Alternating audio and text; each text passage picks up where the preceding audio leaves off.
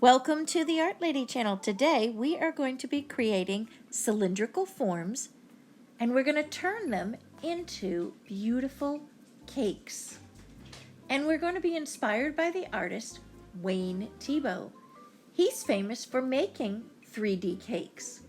He also paints other things like pastries and ice cream sundaes and beautiful drinks and food and still lifes. But his cakes are his most famous.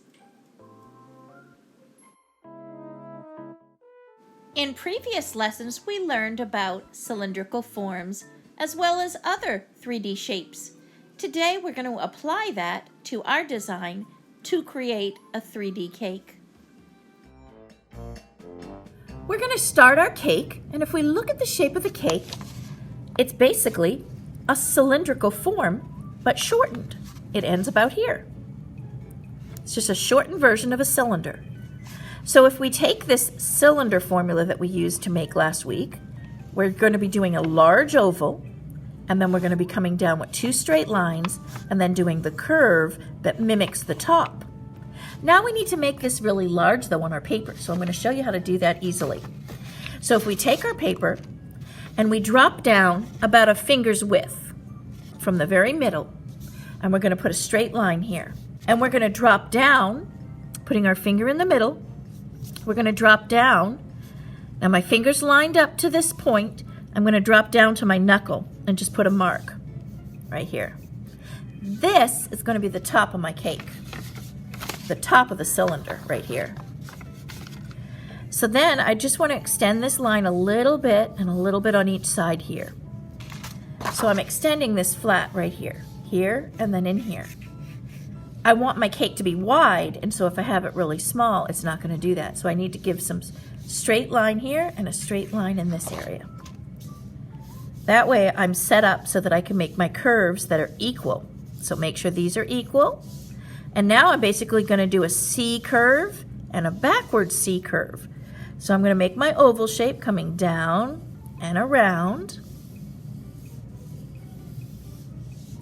And I'm going to come, I slightly taper this down to my point, and then around. So it has a nice oval shape here at the top.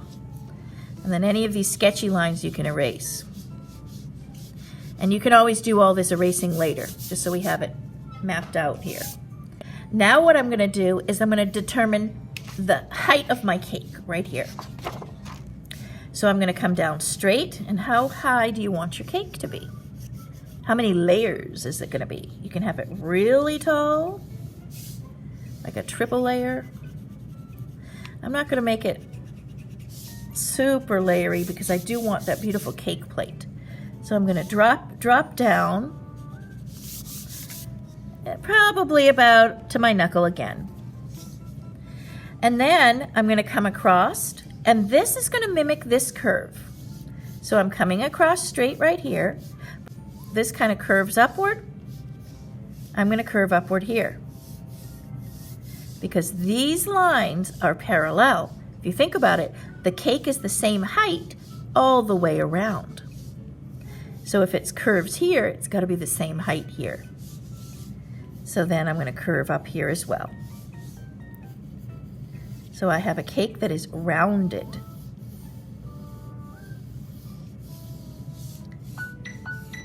Like so.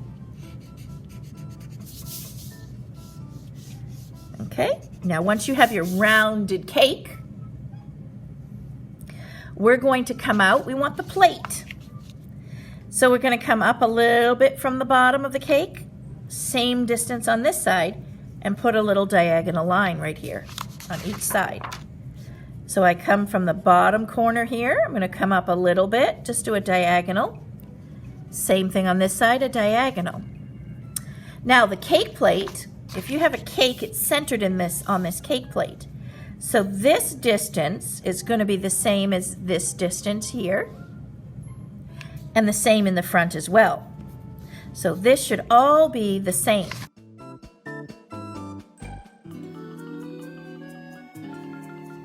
So what I do is I just measure. You can measure over about a 1/2 inch or put your finger do a measurement. Finger at the bottom, do a measurement. Finger here, do a measurement, and the same thing on the side. Do a measurement. Now you know when you come around here and make this curve, this is all equal distance. And you're basically just connecting the dots. Oops, kind of went down here. So here's my cake plate. Kind of looks like a top hat. But there's my cake plate. Now the fun part, you can design your pedestal. Now the pedestal can be, you know, it can come out like a ball at the bottom here. It can come down and out, down skinny and then out. It's up to you how you want to design your own pedestal. Here's a variety of different cake plate pedestals. This one is very ornate right here. And it's got some scrolls coming down, curved lines with flips on the ends, almost spiral. And then the edges are very decorative. It's even got little crystals hanging down, so you can get very decorative on your cake plate. And let me show you the others here. Here's a very tall one with some bread in it. And then we've got a scalloped edge one here. This has that curve shape.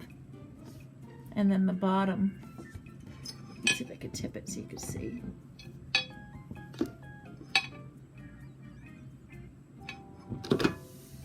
And then the middle one here is pretty tall and kind of plain. And then the end, where it meets the table, it's got a little bit of a flare coming out, and then that circular oval shape at the bottom. And then here is the cake plate with the dome on top. And it flares out from the center of the cake plate, just gracefully flaring out. So there's some options that you might want to do in your design.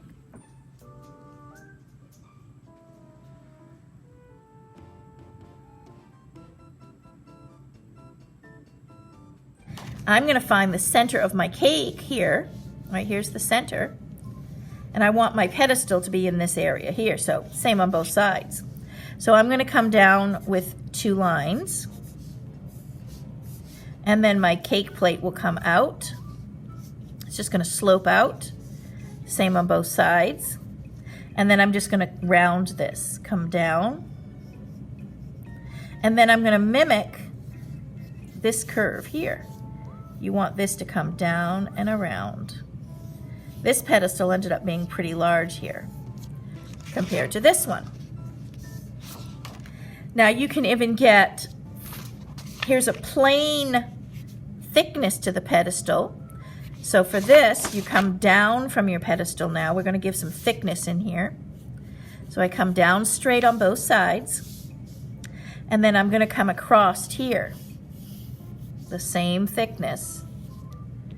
And this is the shelf, or the thickness of the pedestal. Right here, of the dish. Now some cake plates, this one is plain. I'll make this one more decorative. So on this cake plate, I'm just going to come in with some swirls or curves. I have one cake plate at home that's like this. It's got some fancy edges to this. Very decorative in the glass. So then I'm going to just erase. So you don't have to do this decorative if you don't want to. I'm just going to show you how you can do that. And sometimes it's just scalloped edges too, where it's just kind of down and up like this all around this edge, which is really pretty too. So here is what I've got so far for the cake plate.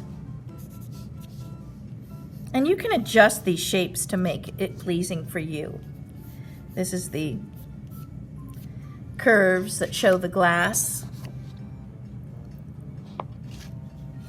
Now we want the piece of cake. If you want to have a piece of cake cut out, you can. Here it is right here. It shows all the beautiful layers.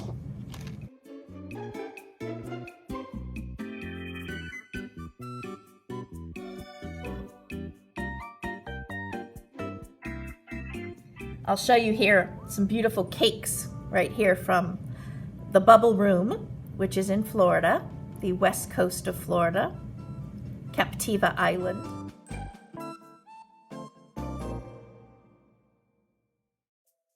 These cakes came from there, which is my favorite cake place.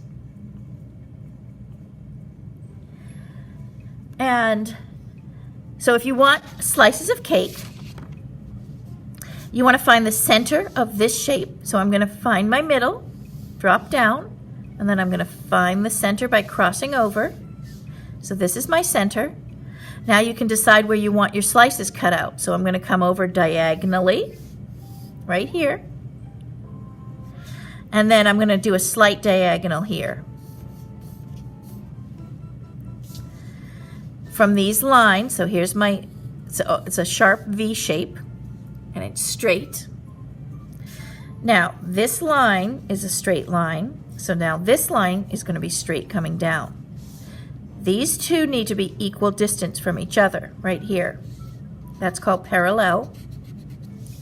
So this line's parallel with this line, and so is this line. So I'm coming straight, completely straight down with this line. You don't want it to be crooked, because when you cut a piece of cake, you know, you slice down straight, just like this. So this should be very straight and parallel to this. So if you took a ruler from here to here, it's the same as here to here. So this is the actual slice that's coming out of my cake.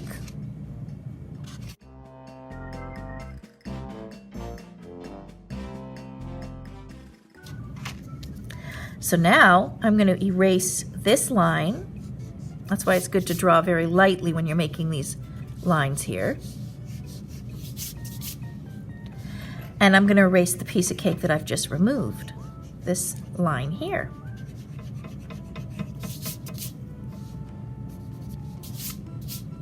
So now the cake is removed, but we need to put the bottom of the piece of cake here, because the cake is gone, but now I need to see the side of this cake right here. This is where some kids do the lines crooked. You want it to be parallel. Some kids do the line coming out like this. This slice of cake, when you slice it out from here to here, it's going to be the same distance as here to here. So this is parallel. What we're making is this shape here, and this shape is called a parallelogram, where the two equal sides match. These two are parallel, and these two are parallel with each other. So what we're going to do is go ahead and put the diagonal in. So this line is going to be parallel with the line I'm going to draw right now. So you want to just lightly sketch first, and then when you determine if it is parallel, then do it a little bit darker. So here to here is the same. And actually the slice of cake goes behind, see? To make your parallelogram. But we don't see it because of this slice here. So I'm just going to erase this. So if you just make a line coming over, then you get your slice of cake that's taken out. Now you can put layers. Here's a double layer cake where I did two parallel lines. It's parallel with this. I'm coming across and across, but then I added this little wave to it because this is the frosting. But there's a straight line in here and a straight line in here. So if you want a double layer cake, you can do two. That would be one this way, one this way. If you want just a single layer to your cake, you're just going to put one in the middle, right down the middle like this.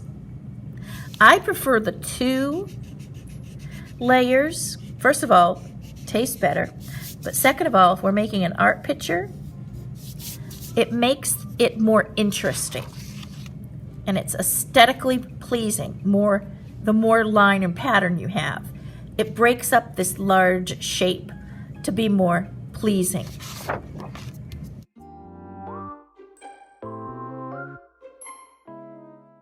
So I'm going to do my 2 lines, and you want them to be equal.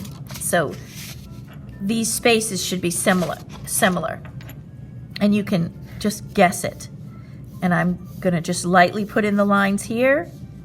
And if they look okay, then you're going to make them just a little bit darker. And like I said, this is going to be the frosting, so you can just make it slightly wavy if you want, because your frosting layers are like that. So there I have all of the things all of the components of the cake. We've got the cylinder that is in 3D here, which forms our cake itself. And then I have the little cake plate down here. So I'm going to erase this. And then I've got my pedestal. My pedestal looks a little big and clunky, so I'm going to work on cleaning this up and shaping it, giving it a little bit better shape here. I may even put like a circular design in here, maybe. I'll work on that pedestal a little bit, and then I'll show you how I'm going to change my pedestal a bit, because it does look clunky to me. But that's basically how you make your cake. And then you're going to decorate it. How are you going to decorate your cake? Let's look at some cakes that I have examples of. These are from my family. We love making and celebrating. We love making birthday cakes, and we love celebrating with different kinds of cakes for every month. So these are some of the cakes that my family has made over the years, and my sister's actually the cake baker, and so she tries to make the toppings all fancy and beautiful. So here's some examples, and see if they'll inspire you. But use your imagination. You can put sprinkles on them, all kinds of fun things to decorate your cake with. And then think of some unusual colors, like the bubble room cakes had all those gorgeous, like red velvet. You know, decide what cake are you going to make. Pistachio, where this is the green. So use your imagination and get inspired.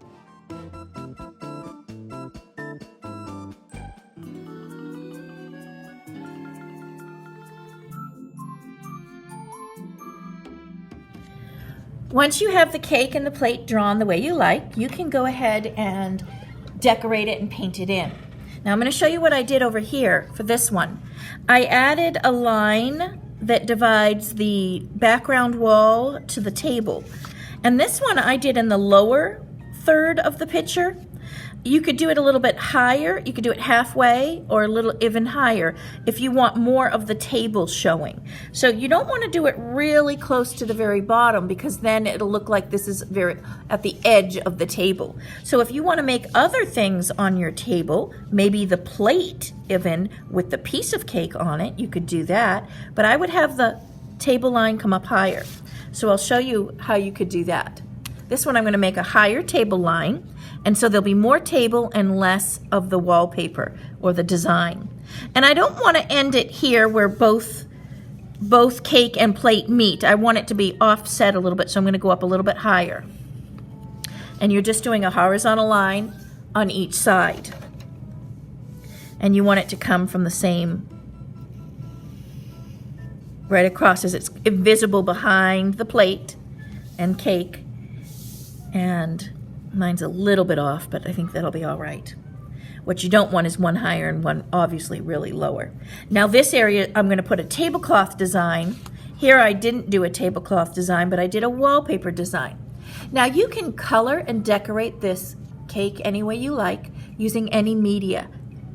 You can use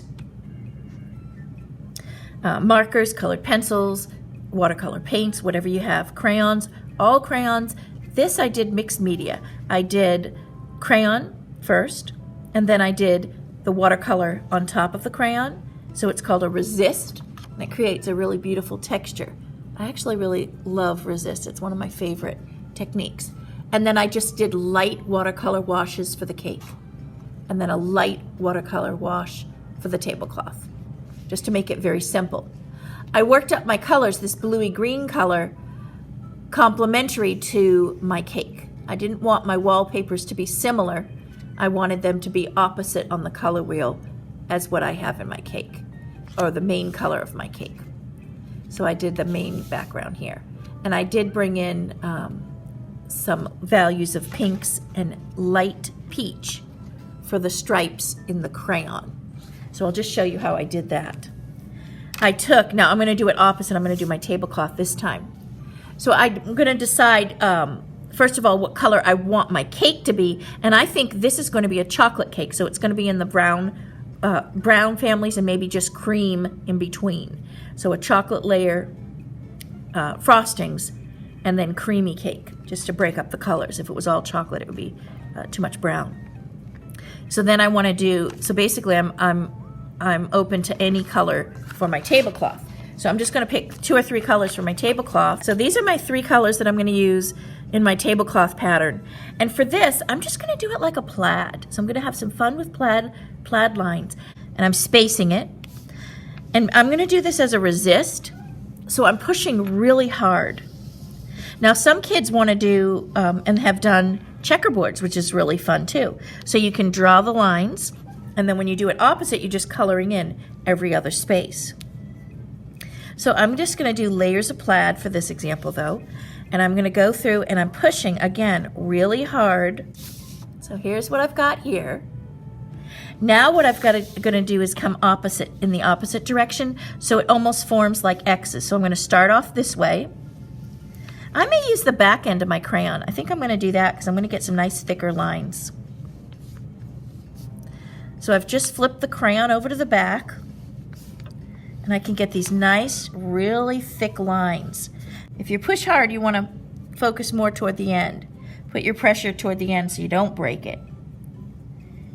It seems like no matter what I color, I always break. Now I'm coming over here. It's behind the cake.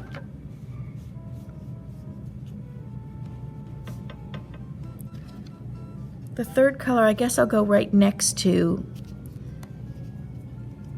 the pink, and I'll just follow the pink. Now I'm going to do a watercolor wash. And when you do a watercolor wash, you're using more water than you are color. And since it's a bigger area, I'm just going to use a wide, flat brush. And I'm going to use the teal on top because it does form contrast, and then it'll show nicely. And it's not quite dark enough, so you're constantly assessing. So I'm adding just a little bit more of the paint. And when you add that watery color on top, you can see how it's resisting right here and popping off. So I'm going to go ahead and finish this up. I do my edges neatly.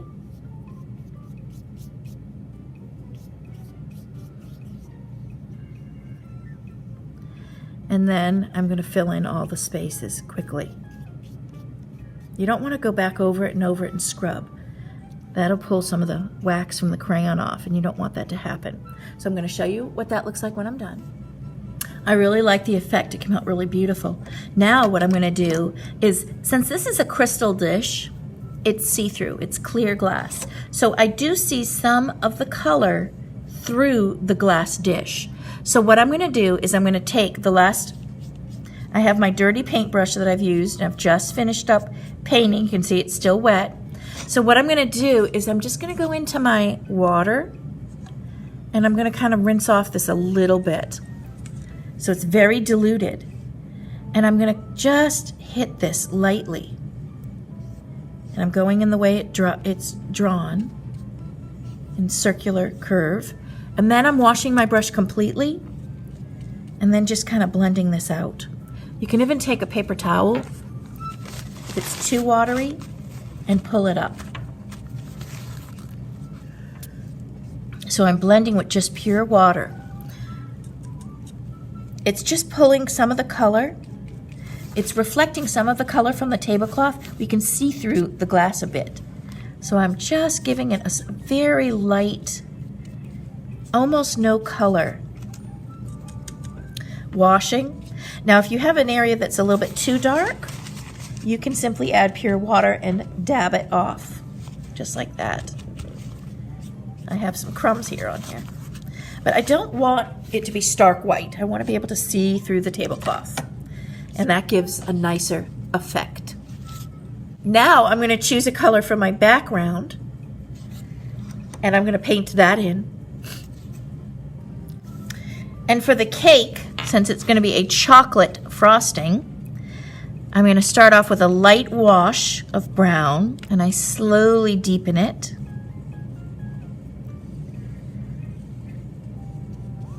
And this is all chocolate frosting that's been piped with a pastry tool, so it has the curves. So I'm giving a light value wash first.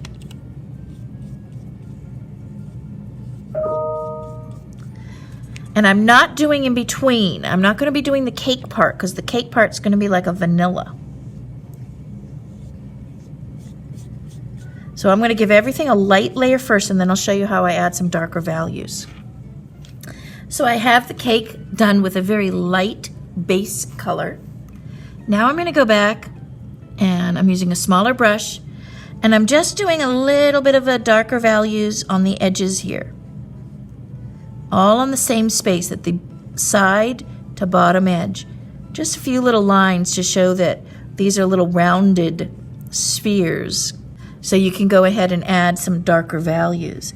And I'm going to take some of this paint, the darker paint, and do some lines in here as well. And on the edges of the cake, since this is coming around and this is farther back here, these edges, we would have it a little bit darker here for shadow, and a little bit darker here. It would appear darker. So then I wipe my brush, wash it, wipe it, and I just blend the edge with a dry brush. I'm just blending this into the color. So I go from a darker to lighter color.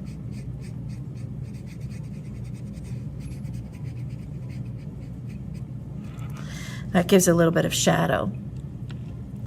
And you can put some shadows underneath here as well.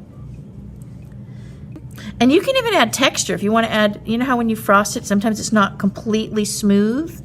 If it's a frothy cake, we can even add texture with the darker color. So you're going to finish this up the way you want. I'm going to add some darker values in here actually. Just some darker fluffy lines. And then maybe just some frothy lines like this. Like the cake knife made some designs. So it looks like a really thick, lush, yeah, I think that's great. So it looks like a really thick, lush, dark chocolate frosting that we've scooped on, and it's really has a lot of frosting up at that top. I'm gonna add more dark lines in here. Deepen up these designs. Now keep in mind that as this dries, it's going to get a little bit lighter.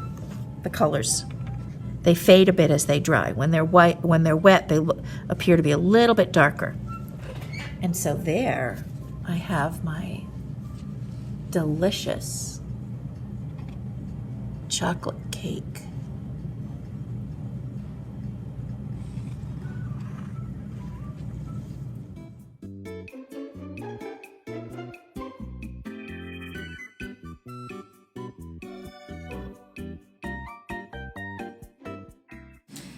Don't forget to check out my new channel, which is the Art Lady's Home. Thanks for subscribing.